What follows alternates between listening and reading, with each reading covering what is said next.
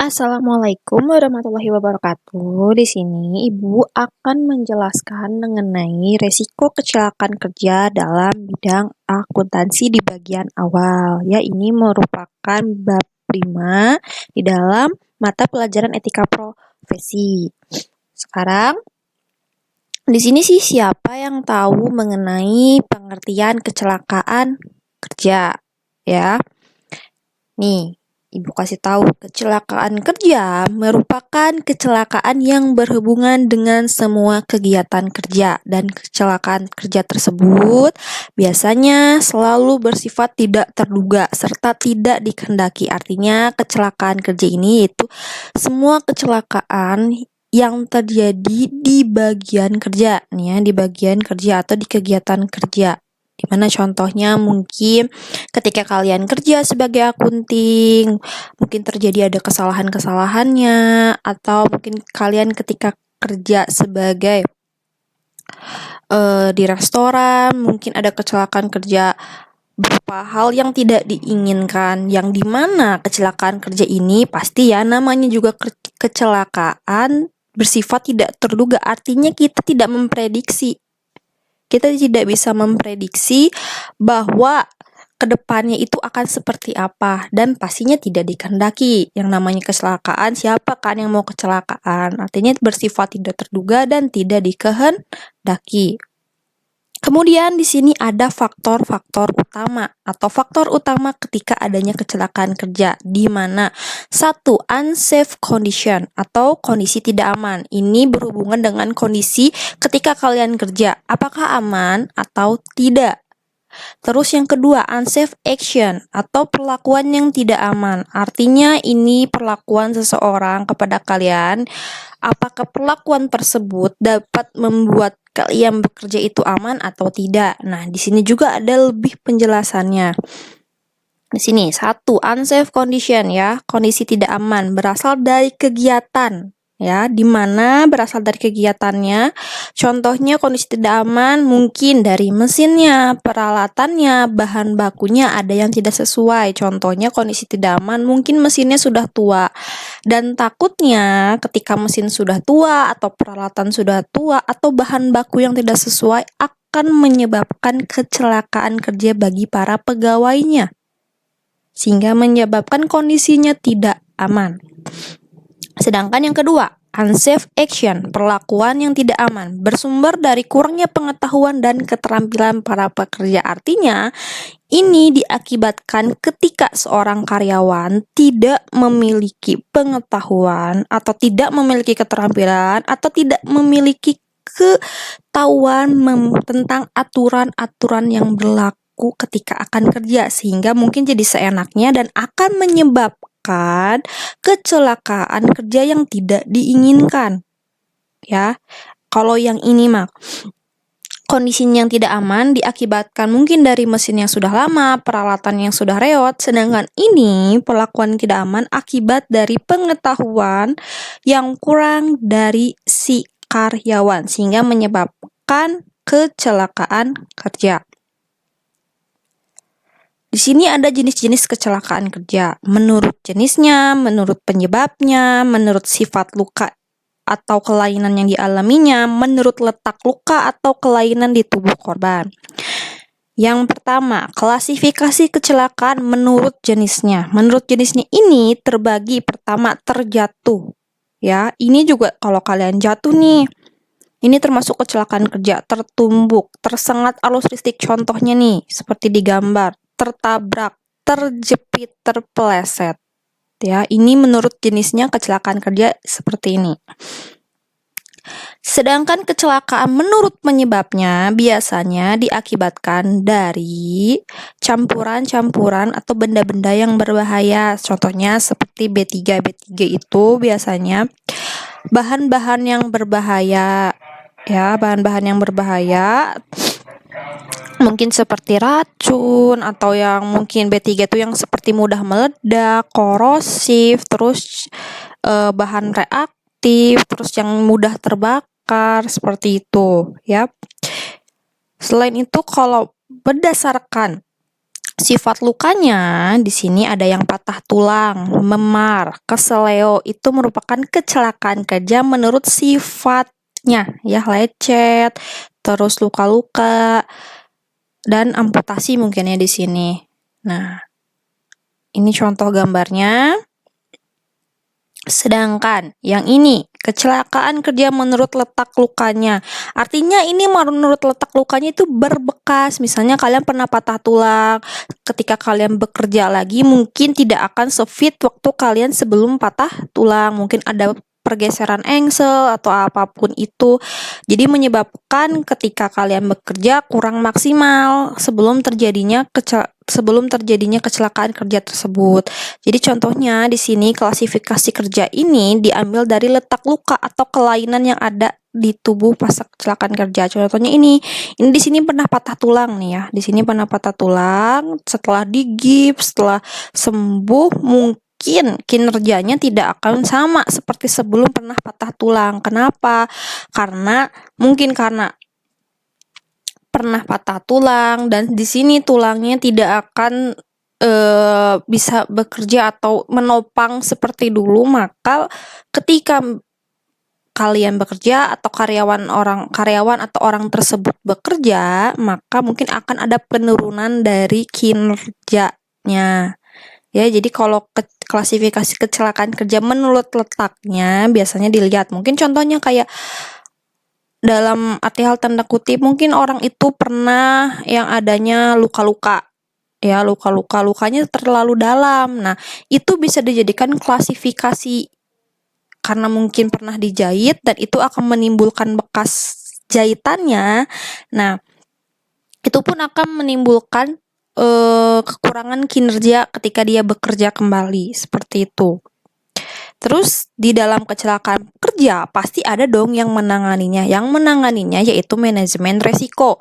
Manajemen resiko ialah usaha ya untuk meminimalisirkan dampak negatif risiko yang diakibatkan dan mengakibatkan kerugian, baik berupa manusia jelas orangnya, baik berupa mesin, metode hasil produksi ataupun finansial yang lainnya. Artinya, di sini manajemen risiko ini orang-orang yang bekerja atau sekumpulan orang yang bekerja di mana bekerja untuk membantu dan meminimalisirkan dampak negatif yang terjadi akibat dari kecelakaan kerja tersebut.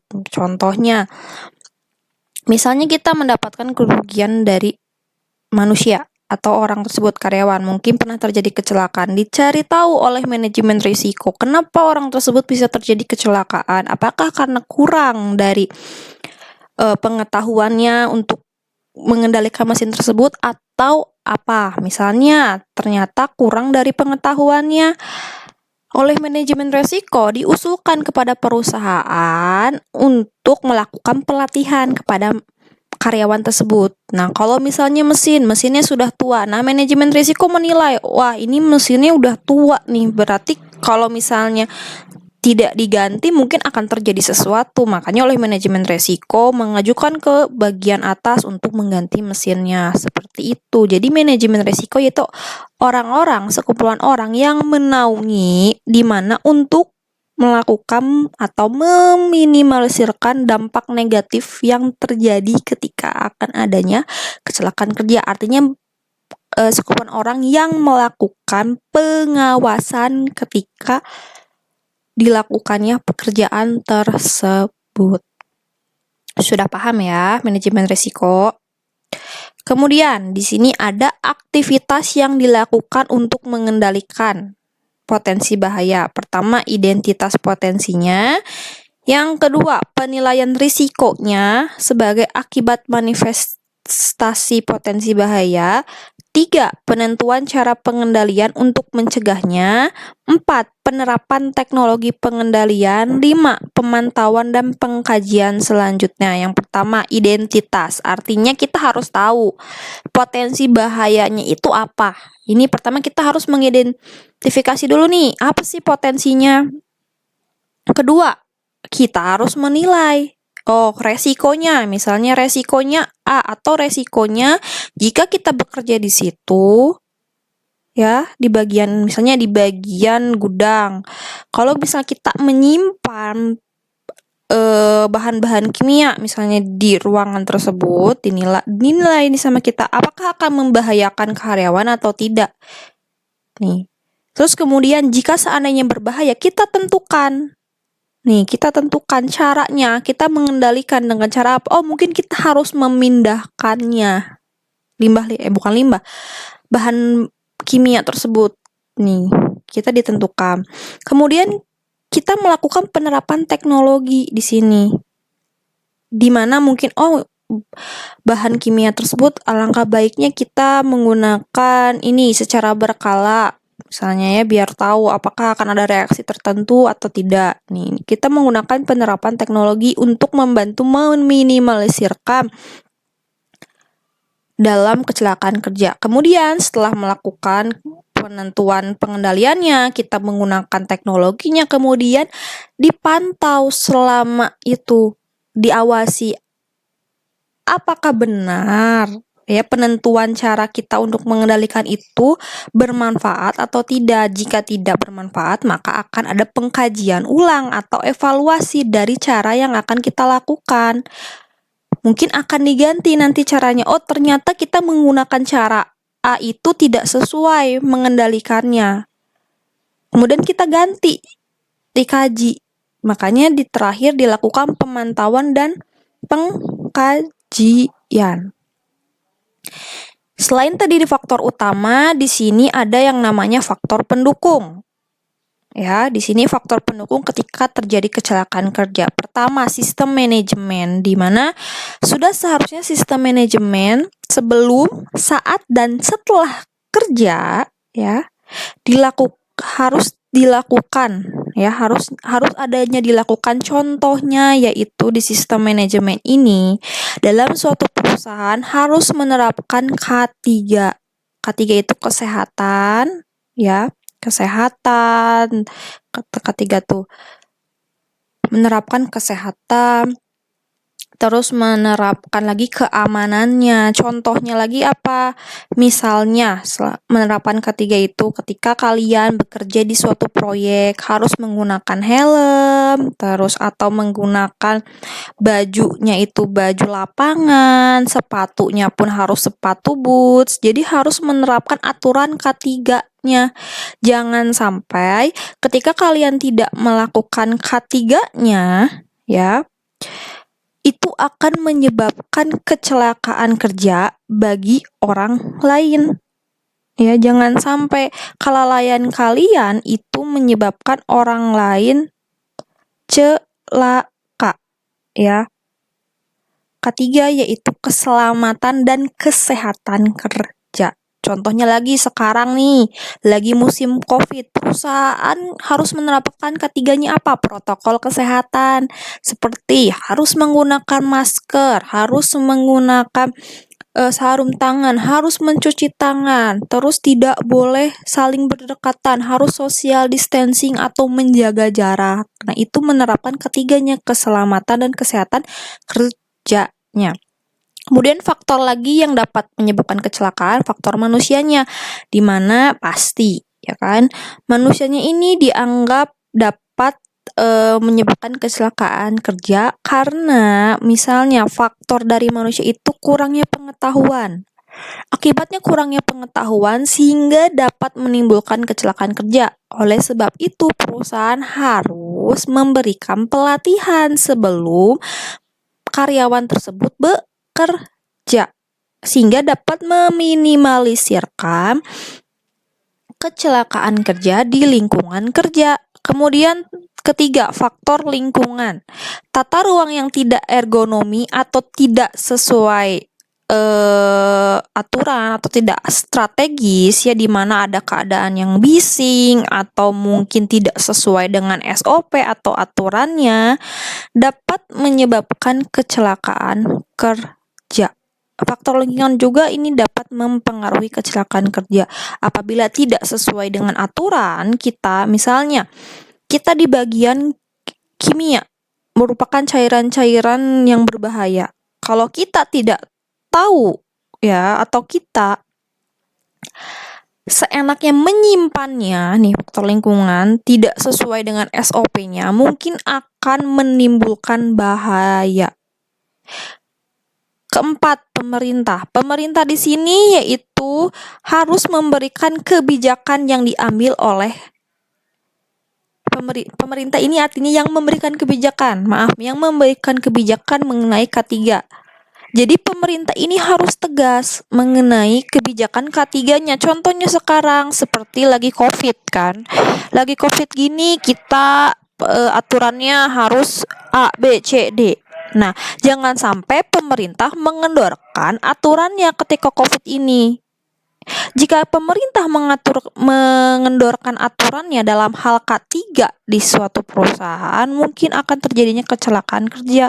Contohnya apa kecelakaan kerjanya? Mungkin banyak perusahaan karyawannya yang terkena COVID seperti itu. Karena dari aturan pemerintahnya sendiri sudah dikendorkan tentang aturan protokol kesehatan. Terus teknologi. Teknologi ini mungkin bisa jadi hal yang bagus di perusahaan ya, tapi bisa jadi hal yang membahayakan. Kenapa? Ketika si manusia ini nih, faktor manusia ini atau karyawan ini tidak bisa menggunakan teknologi, justru ini akan menjadikan kecelakaan kerja. Kecelakaan kerjanya seperti apa, Bu? Kecelakaan kerjanya ini mungkin ya karena tidak mengerti soal mesin yang digunakan, tidak tahu cara menghidupkannya, tidak tahu cara mengendalikan mesinnya, dikhawatirkan akan menyebabkan kecelakaan yang tidak diinginkan. Karena balik lagi ke faktor manusia, tidak terlalu tinggi atau tidak terlalu banyak pengetahuan yang dimiliki, sehingga menyebabkan teknologi yang mutakhir ini seharusnya membantu efisiensi ketika bekerja, malah sebaliknya menyebabkan kecelakaan kerjanya. Terakhir, sosial, di mana lembaga-lembaga sosial dalam sektor ketenagaan kerja, misalnya asuransi, harus sembari memberikan penjelasan pentingnya K3. Artinya, kan yang namanya kita bekerja pasti kita memiliki asuransi. Ya, perusahaan harus mendaftarkan karyawannya tentang asuransi, di mana takutnya ada kecelakaan kerja, asuransi akan membayarnya. Selain itu, di dalam asuransi ini harus menjelaskan juga kepada karyawannya apa itu pentingnya K3, keselamatan dan kesehatan kerjanya bagi seorang karyawan, sehingga dapat meminimalisirkan kecelakaan kerjanya. Terakhir, di sini ada faktor pendukung ekonomi. Artinya kondisi yang lemah dapat memaksa para pekerja bekerja di lingkungan yang apa adanya. Contohnya mungkin karena perusahaan tersebut akan kolaps atau mau bangkrut sehingga ekonominya rendah, dan menggunakan mesin yang seadanya, peralatan seadanya, justru itu akan membahayakan karyawan dan akan menimbulkan kecelakaan kerjanya. Oleh sebab itu, haruslah seorang perusahaan untuk mengawasi ya, mengganti mesin-mesin atau peralatan-peralatan yang sudah dianggap tidak baik, meskipun ekonominya tidak sedang bagus-bagusnya. Jadi ekonomi juga ini sangat membantu ya untuk faktor pendukung bagi kecelakaan kerja, karena jika ekonominya rendah gimana mau ganti mesin kan, makanya pakai seadanya. Tapi justru karena kita pakai seadanya itu, takutnya mesinnya udah rusak atau udah ngeheng atau peralatannya malah seadanya, justru membahayakan si karyawan tersebut. Nah, sampai sini beres. Terima kasih sudah mendengarkan penjelasan Ibu mengenai bab 5 di bagian awal. Nanti kita akan bertemu lagi nih minggu depan mengenai bab 5 di bagian akhir ya, masih tentang kecelakaan kerja. Semoga apa yang Ibu sampaikan dapat dapat bermanfaat bagi kalian. Wabillahi taufiq wal hidayah. Wassalamualaikum warahmatullahi wabarakatuh.